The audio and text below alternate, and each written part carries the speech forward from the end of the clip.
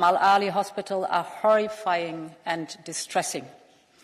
There is no excuse for hitting a hospital full of civilians. All facts need to be established, and those responsible must be held accountable. In this tragic hour, we must all redouble our efforts to protect civilians from the fury of this war. U.S. President Joe Biden has also expressed outrage over the hospital blast. He insists, though, that it's not Israel that should be blamed. The details in this report by the Associated Press.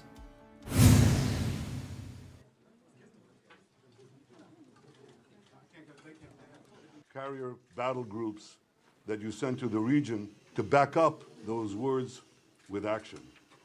But above all, Mr. President, the world sees that support. I was deeply saddened and outraged by the explosion at the hospital in Gaza yesterday. And based on what I've seen, it appears as though it was done by the other team, not you.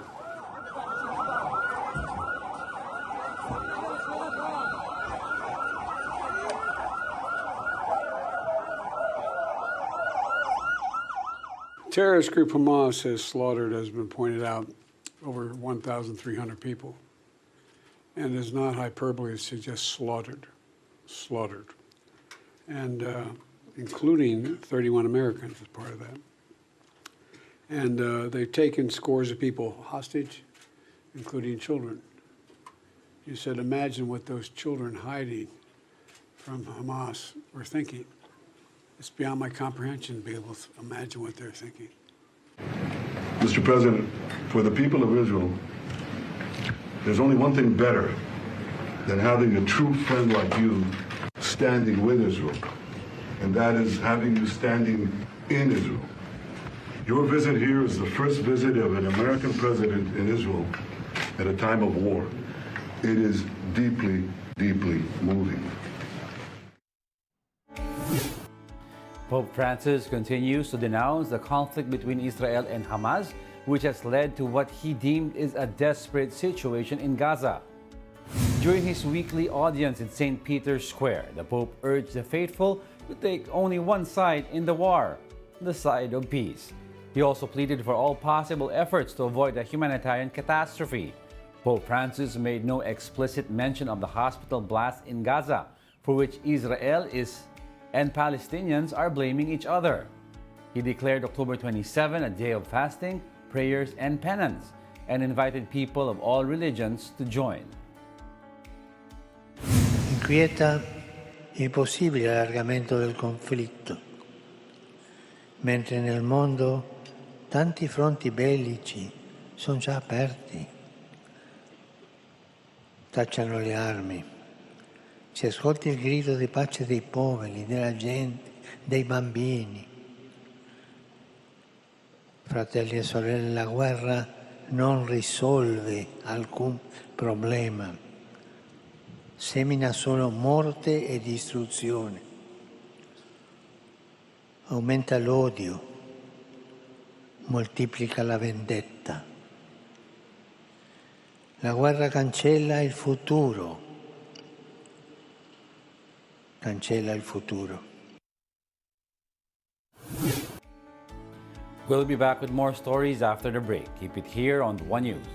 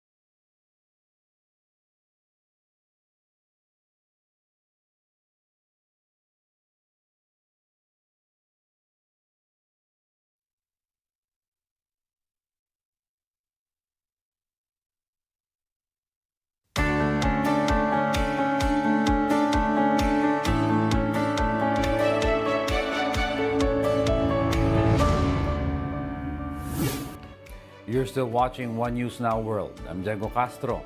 Political trust between China and Russia has been, quote, continuously deepening, Beijing state media reports. State news agency Xinhua says Chinese President Xi Jinping is happy with the strategic coordination that China has with Russia.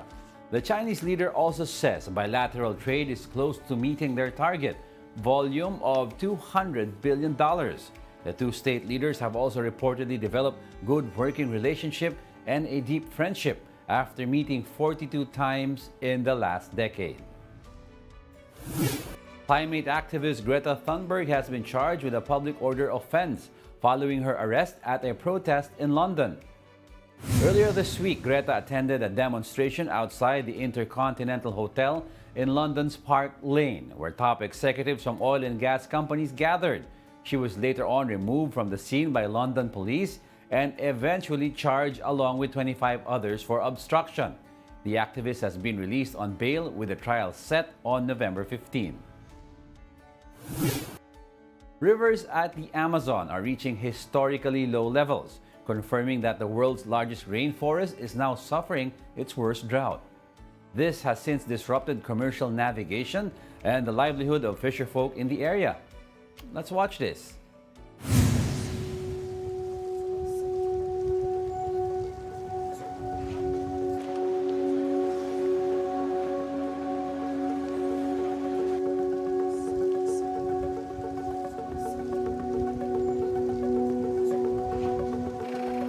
Tá tudo caro, com essa seca a mercadoria não chega.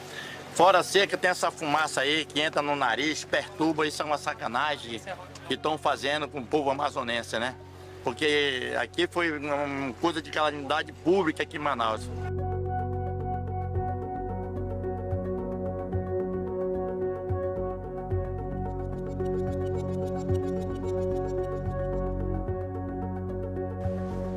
Ficar ruim. Aí não tem ganho, a gente tem filhos. E aí tá secando, e aí para completar essa fumaça que tem, entendeu?